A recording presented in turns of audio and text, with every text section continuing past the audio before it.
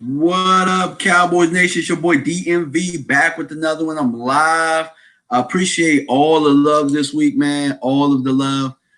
Put out a couple of videos this week. If you haven't had a chance to check them out, I put out a video on Mike Weber, who I think is the steal of our draft. Now, I know that the title says steal of the draft, but he's definitely a steal for us. And so I would say go check that out if you haven't. And I put out another video on Michael Jackson, not the pop star, not the pop star, but Michael Jackson. Oh, I got something in my beard. Michael Jackson, the DB out of Miami. I did a video on him. I think that he's a Chris Richard special. So if you haven't gone and looked at those videos yet, I would suggest going to check them out. I got a jam-packed show for you guys today. So before I do that, I'm going to do a little bit of shout outs for the people who are watching right now, because we are live. Let's see what we got. Let's see who is on here.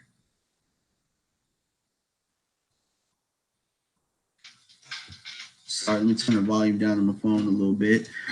We got a couple people in here right now. So before I do anything, what's going on, Damo? Long time listener, appreciate it. Thank you for being here. All right, so we're gonna talk about the Cowboys draft because we haven't done that as a live show. We're gonna talk about the guys that the Cowboys did pick up. So the second round pick, as you guys have seen by now, the 58th pick was Tristan Hill, which was, ultimately we all knew that it was a need at the defensive tackle position. They weren't going to get him at 90, so they went ahead and got him where they felt that the value was right. Chris Richard said, go ahead and get this guy. We need to take care of the front end. Connor McGovern, guard out of Penn State, was taken in round 3, pick 90. Tony Pollard was taken round 4, pick 128, which I think was a really good pick. I think that he's going to offer a lot of juice to our offense. Not only that, he's going to be a young, explosive guy that, is probably going to take over eventually when the one-year guys like Tavon Austin or Randall Cobb are up, because he's a guy that can play the slide, he can play the running back. He's a guy that we can play a lot of 21 personnel in there with having Zeke in there. So I think that is a big plus. He is a Kellen Moore special. All right, so we got Michael Jackson, corner out of Miami, a pretty big guy, about 6'1", I think 210. A lot of guys are saying move him over to safety. I don't think so yet. Let's let him get comfortable at the corner position, and let's see where, Chris Richard thinks that, he's a good fit. Joe Jackson, DN out of Miami. I've heard some high things about him. There's some inconsistencies, though, as well with him. Certain times he can look like a first-round player. Other times he can look like somebody that is just out there. I've seen Vosh do videos on him, and so, I think that one thing about Rod Marinelli is he's good at getting the upside and he's good at maximizing the talent that we have at the D-line. So if most guys can see some days that he's a first-round pick, I think Rod is going to get a lot out of him. You got Donovan Wilson, safety out of Texas A&M. And Donovan Wilson is the next video that I will be doing. The fans voted. You guys voted. So Donovan Wilson, I will be doing a video on him, breaking him down.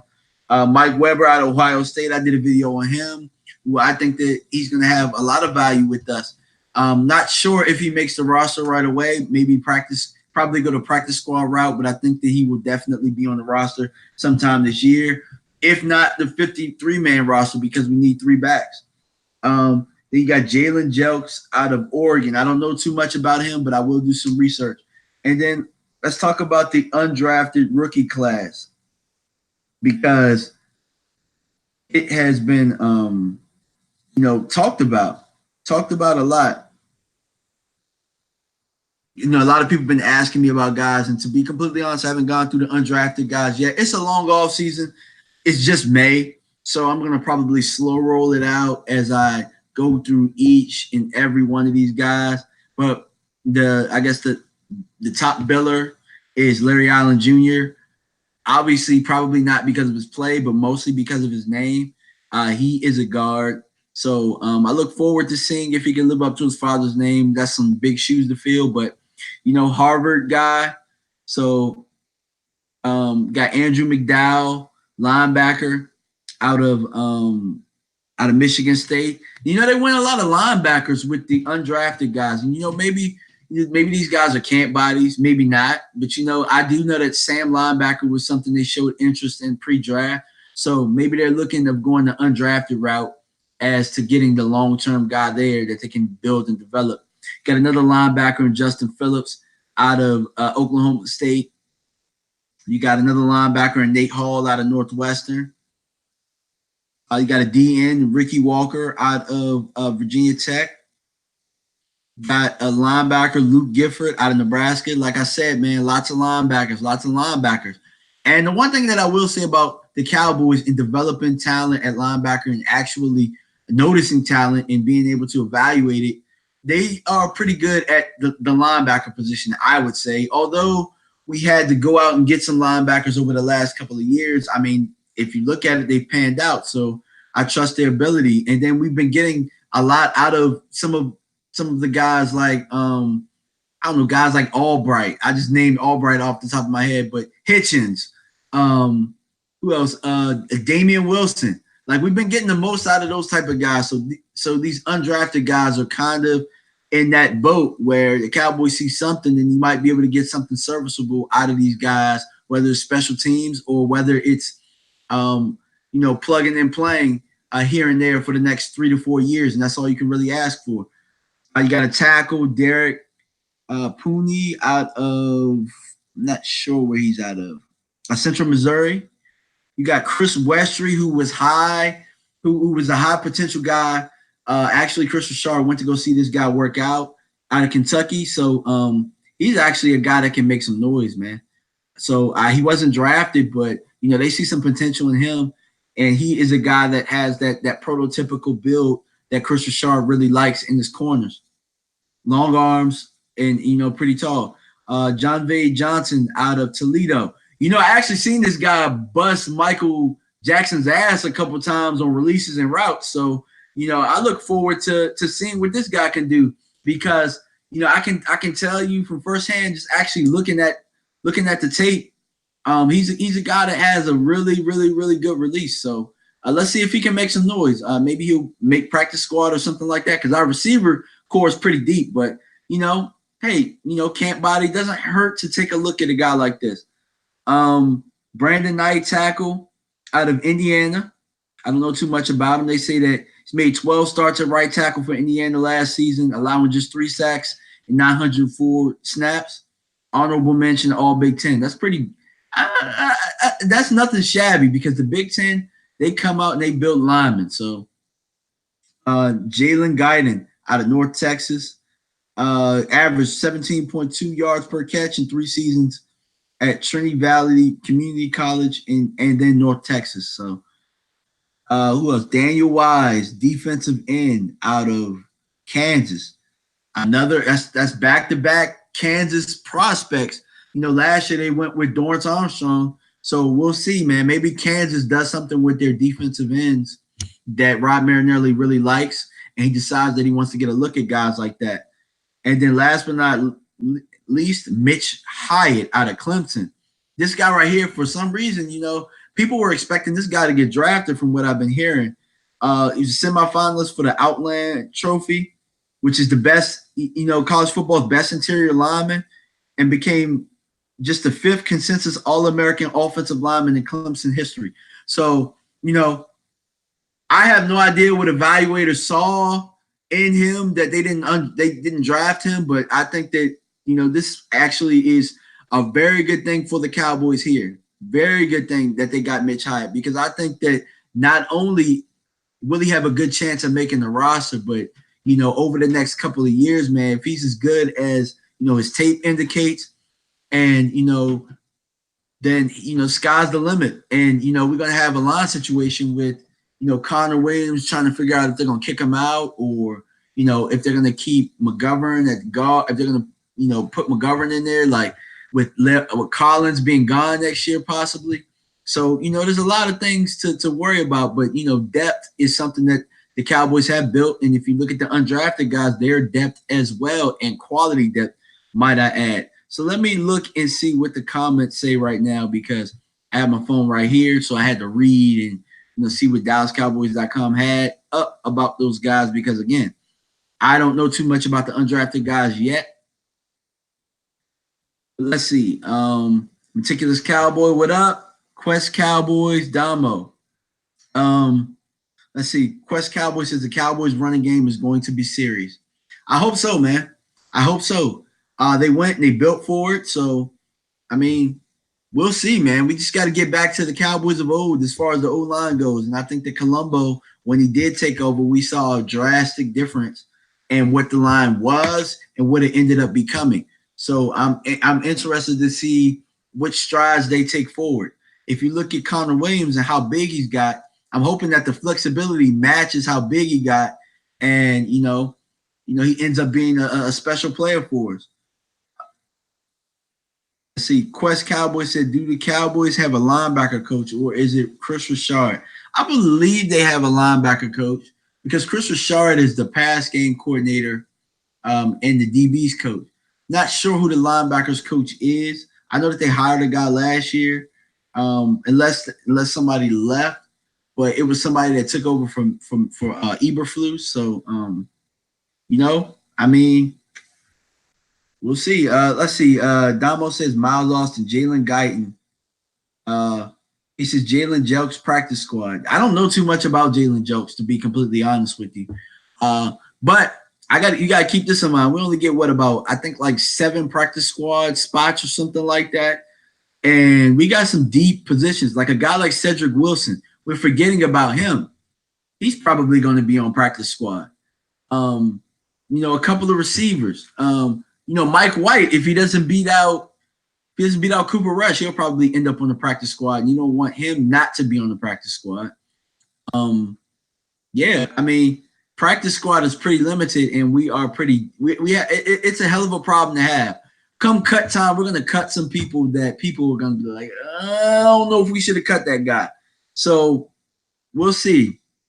Tremaine Dixon said, what do you think about the cornerback out of Kentucky? I know that he's long. He has long arms.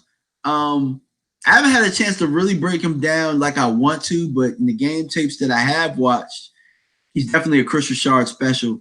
Not a guy I didn't necessarily see a ball hawking type guy, but I see a guy that makes things difficult for quarterbacks as far as, he's got long arms. Can I fit it in there? He's a little physical. He's a little handsy. So he can reroute guys. He can make things a little difficult. And so, let's see. Damo said Witten get 90% of the snaps. If Witten gets 90% of the snaps, dude, we are screwed as far as the tight end position goes. I mean, in my opinion, I don't think he should. I think that right now, if he works for it and he's just clearly better than the other two, then yes. But him, this is why I didn't want Jason Witten on the team, because his name carries a lot of weight that his play hasn't cashed, and he took a year off. I'm not enamored by the Witten name anymore. I just see him as an old guy that's holding on too long. I think that Jarwin took some strides last year. I think that Schultz took some strides. Now it's really time for these young guys to show what they're really made of. And, if you go out here and you give Witten 90% of the snaps, you lose everything that you built with them last year. They've already showed you that, okay, maybe we don't need that veteran to come in here like that and, show us the ropes. They had to learn the ropes the hard way by themselves. So if you go ahead and you put Witten in there in front of these young guys, not only is he a progress stopper, but you're going to have to start over again with another tight end when Witten is done. So I think that it would just be a waste if he gets 90% of the snaps. Let's see. Rico said Rico should be the future, I think. I don't think so, man. I don't think Rico knows football. To be honest with you, you asked me for that third slot. Do I want Rico or Witten? I'll take Witten 1,000 times out of 1,000. At this point, how many chances does Rico get? And guys like Jarwin, Schultz, they came right in. Rico has been here longer than them, had a chance to grasp everything much longer than those guys, and he hasn't gotten it yet. At this point, it's probably time to cut your losses short. At the end of the day, when Rico's not there, we don't miss Rico. I think that at this point, people are enamored by what Rico represents as far as his athleticism, how he looks like a freak out there, like an athletic freak. But bottom line, he doesn't run routes that well. Apparently, he can't pick up the playbook that well. He did show that he could block, though. A lot of people talk that he can't block, but he showed that he could block a little bit last year. So I will give him that. But other than that, I mean, I don't think that anything he does outside of athleticism is better than what old Witten gives you. So maybe that's why they brought Witten back. But I mean, like Meticulous Cowboy said, Rico a basketball player. And I think that he is, you know? Like not everybody can be Jimmy Graham. And if you look at it, since leaving New Orleans, Jimmy Graham hasn't been Jimmy Graham, really. The Jimmy Graham that we thought he was going to be, the Jimmy Graham that made everybody go out there and get a damn basketball player and say, oh, well, maybe this guy can play. That Jimmy Graham is not the same guy. And maybe he's learning football later on in his career. Who knows? But as far as Rico goes, man, like I don't really believe in Rico. And I don't think the coaching staff really believes in him like that either. Let's see what else we got. We talked about Witten, and I'm glad that you brought that up, Damo, because I was going to talk about Witten, and I was going to talk about that. And so we already got that out of the way. We talked about the draft picks. Let's talk about what Stephen Jones said. He said that Zeke is a priority as far as his contract. And I don't believe that they're going to, I don't think they're making steps towards it right now, but re-signing Zeke is a priority. And I do like what the Cowboys did by drafting Mike Weber, because I think that what that does is buy them some time in case Zeke holds out. Or one thing that we haven't had happen yet is Zeke hasn't gone down with an injury. And if Zeke had gone down with an injury and I don't know, last year we don't make the playoffs. If he gone down with an injury in year one, we don't make the playoffs. You know how I know? You saw what happened in year two. Now, I do think that Dak has gotten better, but we really did not have a running back that was able to really carry what we needed that running back to do. Alfred Morris was good, don't get me wrong, at running the football. But that was it. It made us limited in what we could do. You could obviously see, okay, Alfred is in there to run the football. Rod Smith is in there for third down situations. It made us limited. And so with Alfred not really being a real traditional three-down back in our system, it kind of hurt us. So a guy like Mike Weber gives you that. And what it also gives you is a guy like Tony Pollard, like if Zeke goes down, he doesn't really lose his role. Like, yes, we have a guy that can step in and he won't be as good as Zeke, but he'll be okay. We'll be okay. And then what that'll lead to is other guys really having to step up like that. We won't be in a situation where we're stuck, And so I think that the team did a really good job of really covering that base in this draft. And I think that Mike Weber, they kept the eye on him from round 3 on.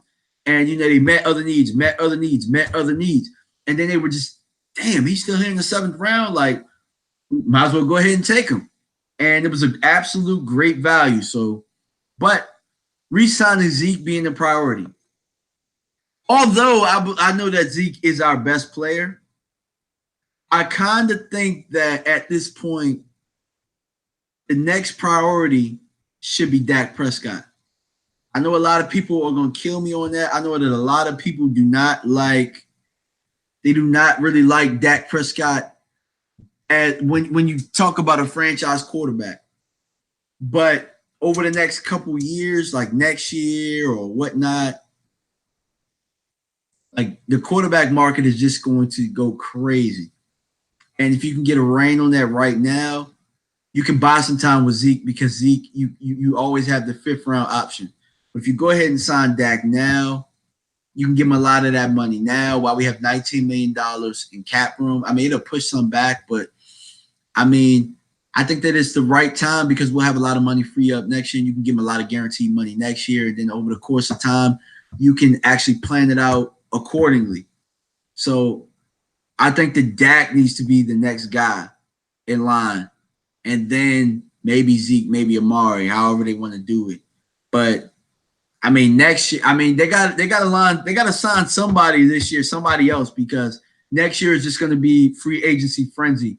Where we have, I think we're going to have 33 free agents. I think we're going to have 33 free agents, if I'm not mistaken. I think Elton said that.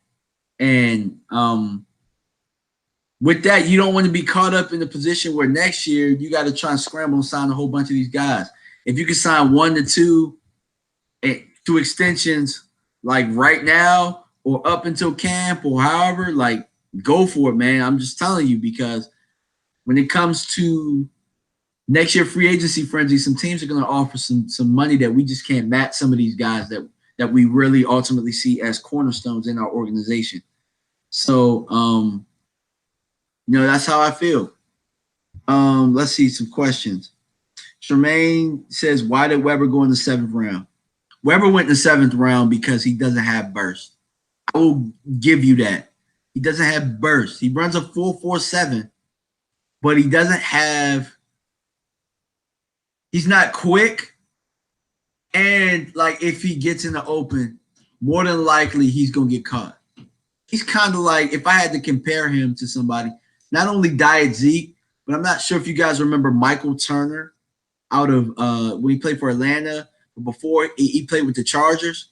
He reminds me of Michael Turner. He's not as big. He's obviously faster than Michael Turner, but he has vision. He's a guy that finishes forward, and he's just what you call he's really just a feature back. He went to the 7th round because in this draft, running backs really weren't valued that high. And ultimately, it's probably the weakest running back class there is. But with our team and how he would fit in, I think that he fits in better with us in the 7th round than if he went somewhere else in the higher round. So I think that sometimes, draft picks can just fall into a really good situation, and I think that he did. Damo said, how do I feel about the Tristan pick now? I'm okay with it. I mean, if you saw my video, I'm fine with it. I never thought it was a bad pick. I thought that we could have maximized it a little bit better. I still think that there were better players, but, I mean, I know that Tristan Hill will be a good player for us. He's going to be a good player. He's going to be a pretty good player for us. So, I mean, I'm not like, oh, it's a great pick, but I do think that he's going to be a solid player, and that's all you can really ask for out of the draft. Meticulous Cowboys said, can Dak throw for 4,500 yards next season? I mean, honestly, why do we need him to throw for 4,500 yards? See, man, guys get so caught up in these fantasy football stats and all this type of stuff, and you got to throw for 4,000 yards to be elite, man. Just win me some games. Just control the game and win me some games. I'd rather him win me games than to go like Kirk Cousins, to go out there and throw for 5,000 yards, 4,500 yards, and we can't bust a damn grade. What's up, Stephen Green? Damo said Mike Weber equals Brian Westbrook. I don't know. I have a tough time with that comparison because Brian Westbrook was really, really shifty. I don't think that Weber is that shifty. I can see where you're going with it, though, because Brian Westbrook wasn't really a game breaker. But, man, if you get him in open space, it was really, really, really hard to tackle him. I can't really say that about Weber as far as shiftiness goes. But I get the Brian Westbrook. I get it, though. I get it. So Jay Reed said, what's up, bro? So I'm going to make sure I meet you guys at the stadium this year, my Cowboy brother. Yes, sir. So Mark Holmes is doing the tailgate. He's doing the tailgate the second week at FedEx for at the dumpster fire, which I like to call the Redskins Stadium. We owe them one because they beat us there last year. So, but it's going to be a big tailgate, and there's going to be sponsors and everything. So make sure you guys come by if you're in the DMV area. Let's see. Joshua Williams says, how many TDs does Pollard have to make teams respect him when he's on the field? I don't know how many touchdowns, but I mean, you really don't have to have any touchdowns to get respect, because I mean, if you go out there and you make plays, you're going to get your respect. So he can have 0 touchdowns, but he can have a lot of respect just by making plays and just being him and playing within his game. You know, I think that he's a really good player. You saw some things, you saw some flashes in the Senior Bowl. You saw that he was a really good compliment to Henderson, Darrell Henderson out there. So, I mean, I think that really ultimately it just comes down to, can you do what we brought you in here to do, which is to make plays, to in open space, jet sweeps or whatever, get in the slot, make a couple catches. You got to make plays to get respect. Touchdowns will come. They'll come.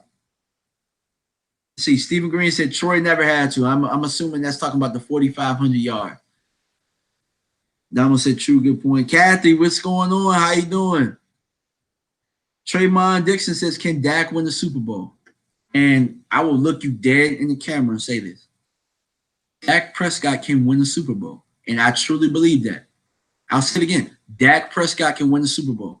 And, you know, you can see it. I barely blinked. I probably blinked once, but I truly believe that he has the tools to win us a Super Bowl. I truly believe that.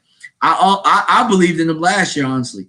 I thought that if we got the ball back against the Rams in that situation where Heath messed up and, you know, when we got out schemed on that one third down, I thought that Dak Prescott was going to get the ball, drive down, we were going to get the 2-point conversion, and we were going to win that game. That's how much confidence I have in him. Does he miss throws? Is he flawed? Absolutely. But with the game on the line in the fourth quarter, man, he going to get you down there. Trust me. And with a guy like Zeke, with the receiving core that we have that we built, and then, you know, with us getting in the line, we're getting Frederick back and stuff like that, and then our defense being elite, Dak Prescott can definitely win us a Super Bowl. So I'm on board. I'm on the Dak train. Am I pro Dak? Am I a super Dak lover like some of these guys are out here? And I'll admit, my boy Mark loves Dak Prescott like he's his own son. But I'm objective, and I'm behind Dak 100%. He's my quarterback. And, you know, there's only like maybe 2 or 3 guys that I would trade for Dak. And those are all-time greats playing right now. They're going to make the Hall of Fame. Those are the guys that I would switch for Dak.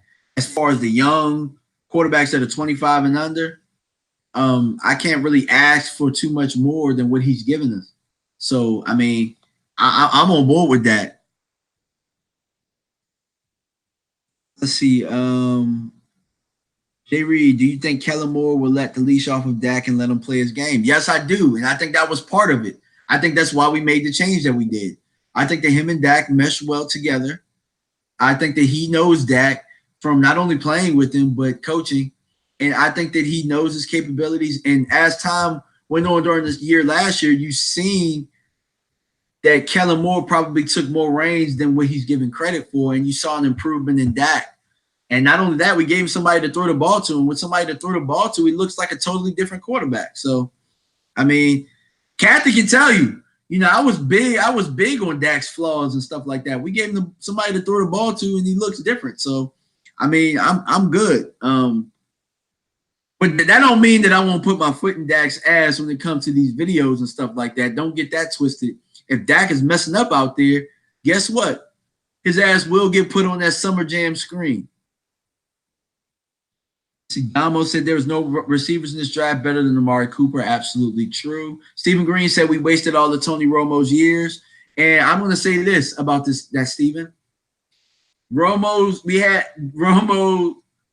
to sacrifice Romo to get this roster that we have now. If it wasn't for Romo, they wouldn't have realized that he was carrying a weak-ass roster until he got hurt. It would have been just fine going along with Romo carrying and making up for just the lack of a roster. And, you know, Dak is the beneficiary of what Tony Romo had to endure. And I think that it's working out for us. I think it will work out for us. If we ever win a Super Bowl, I think they should find a way to get Tony a ring, because I think that without him, we wouldn't have found the identity that we need to find. See, Damo said Jordan Lewis making the 2019 roster. I don't know. I think he might get traded. He might get traded for a late round pick for next year or something like that. I think they like guys like Chris Westry, Michael Jackson that they brought in. Obviously, they're looking at the cornerback position, and then not to say that they're not happy, but I think that they're trying to clear up some room and also have some long-term situations there where the guys have 3-4 year deals, and then Jordan Lewis is coming up on a rookie contract in another couple of years. But I don't think that he's the right fit for what Rashard really wants. So I don't know. I don't think he's going to be on the roster. Meticulous Cowboys said fourth quarter Dak, 14 comeback wins. Absolutely. Casey Addison said DMV, what's good, my brother? But I guess he's asking, will we score more touchdowns in the red zone? I'm not sure. And I think we will. Well, Frederick back and Colombo, having the mauling technique and stuff that they showed in being a little bit more aggressive. I think that if we decide to stick with it in the red zone as far as running the football, I think we'll score a lot more touchdowns if we find a way to pound it in there with the offensive line that we have and the outstanding running back that we have.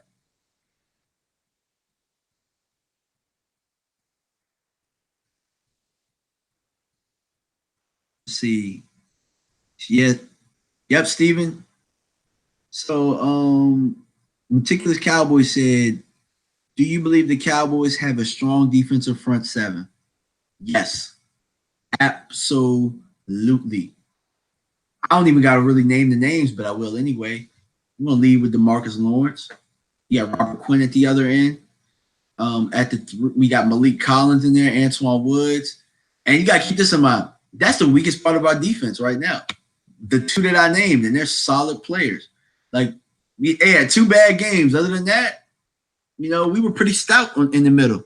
Then you got Leighton Vander Esch, Jalen Smith, and Sean Lee. Sean Lee, it's crazy when Sean Lee's the third linebacker that I mentioned. Sean Lee coming off the bench. That's your front seven right there.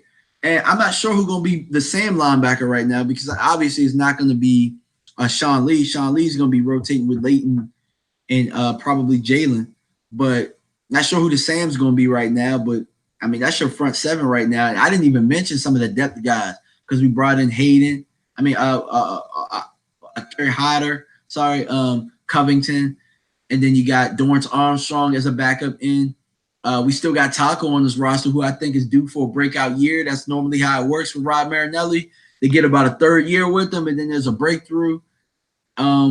Let me know where I'm missing the end. Randy Gregory might come on at the end of the year. I think that the pass rush is going to be serious. And then we got Tristan Hill, who we just drafted as a rookie. We're going to be really, really solid in the front seven. Really, that's what makes your best teams to me. When you got a front line that's good on offense and you got a dominant front seven.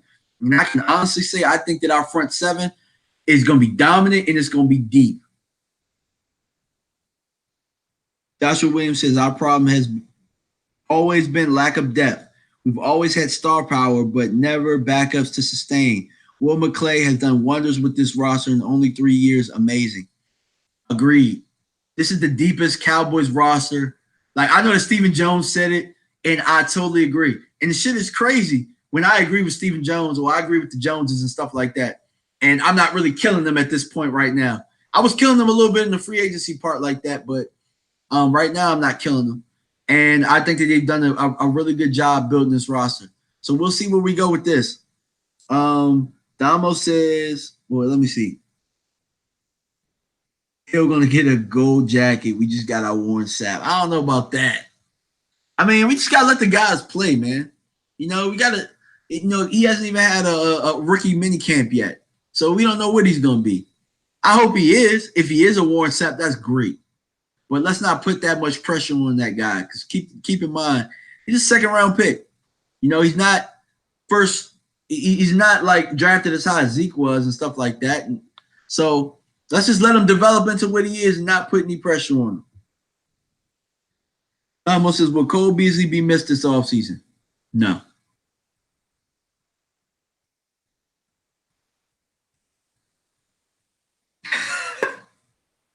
Have you ever stabbed an autistic raccoon and then re-examined all the life choices that led up to that point? But you know what? It sounds like a lot of Cowboys fans when we examine our Cowboys season.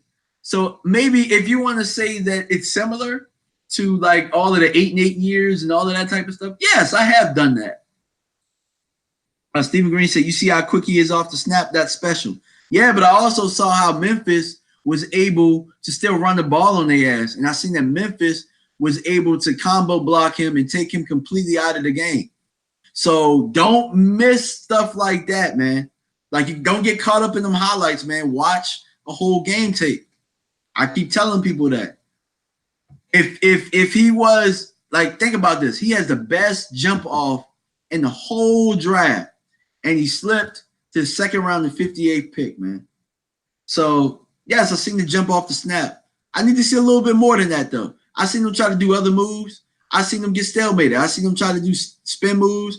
I seen him get stopped. We got to let Rod work his magic before we anoint this guy, before we anoint anybody.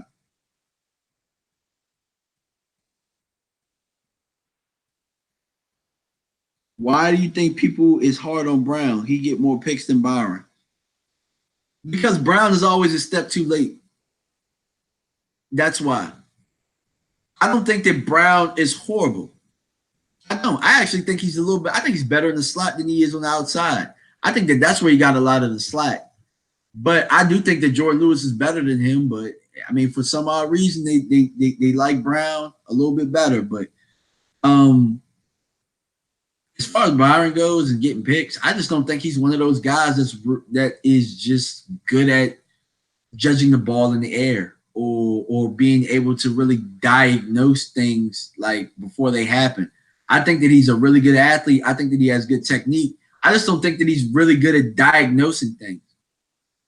Maybe he is, or maybe he plays it safe, and that's why he doesn't get as many picks. Casey said, "How many sacks do you think Quinn gets us?" I'll say anywhere between 6 to 8. I'll go with 6 to 8 sacks. Stephen Green. Yes, he has other NFL. Tristan has other NFL players on the line with him, but do you not understand the defensive line is probably the hardest position to translate to in the NFL? One of them. Like, think about it. Everybody was talking about Vita Vea last year. Vita Vea is a way better player than Tristan Hill. And you see he struggled. It's going to be some growing pains. He's not going to come in here and just dominate. If he does, it'd be a hell of a crow for me to eat, and I'll be happy to eat it. Okay, Steven, you think that Byron should have stayed at free safety? I don't think so. I think he's at his natural position. I think he's at corner. I didn't like him at free safety as much because, like I said, I don't think he really diagnosed things that well as far as what's going to happen and, playing the position with his eyes. And, we need more of that. I think that X Woods actually plays it a little bit better than he does. Actually, I think X Woods is a better free safety than he is. That's why they made the move. Damo said, what position concerns me? There's two position groups that concern me. Backup quarterback and kicker. Kicker concerns me because we're going to be playing a little bit tougher schedule this year, and we're going to need all the points we can get. I would say kicker probably scares me a little bit more than backup quarterback. Yeah, guys, I'm actually going to cut it a little bit early tonight. I gotta run some errands and stuff. I gotta do some laundry. Because, my wife is pregnant, so a lot of the house duties and stuff like that have fallen on me. But it should, because she should be able to lay up and do whatever she wants. So, we're expecting our baby to be here in July. So we're really excited about that. We got another Cowboy fan coming in the household. So if you guys have wondered why I haven't been over at Mark's house so much and doing a whole bunch of videos with those guys, it's because I've been tending to family a lot. But, normally – when I tend to family, I don't do videos and stuff like that. But, this year seems different. And I want to make sure that I'm here for the whole ride. All right. So appreciate you guys for tuning in. I love the Cowboys Nation. And make sure that Mark You go to Mark Holmes' channel at 9 p.m. tonight. Mark will be doing a live stream as he always does every Friday night. So go over there. I'll see you guys over there in the comment section. All right. Let me fix my hat. All right. Peace. Oh, make sure you like, subscribe, and hit that bell each time I come out with content. Peace again.